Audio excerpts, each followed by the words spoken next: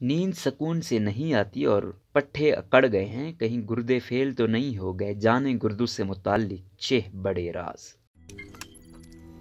रोजनामा कुदरत की वीडियो देखने के लिए अभी YouTube चैनल पर सब्सक्राइब करें और बेल आइकन पर भी क्लिक करें।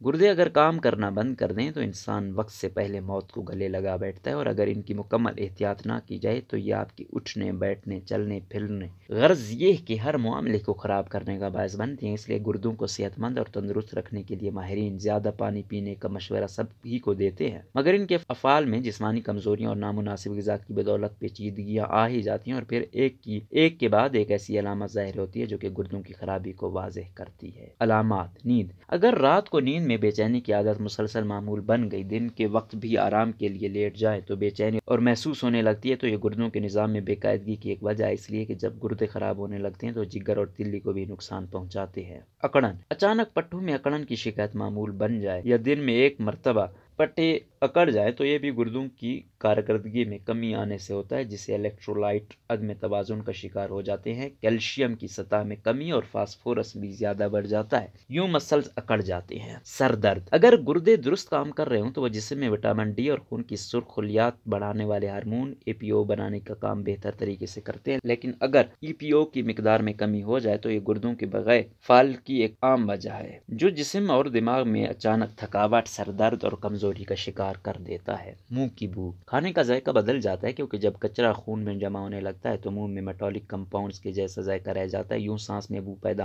होना भी दौरान खून समेत गुर्दे की खराबी की एक अहम वजह बनता है। पेशाब ज्यादा आना: गुर्दे की खराबी पेशाब की मिकदार को हद से ज्यादा घटा देती है, यानी इंसान को पेशाब की हजत तो जरूर होती है, लेकिन कतरों की सूरत में जलन वाला पेशाब आता है। बाज़ औक़ात खून के कतरे भी खारिज होते हैं, ऐसी सूरत में डॉक्टर से राब्ता कर लें।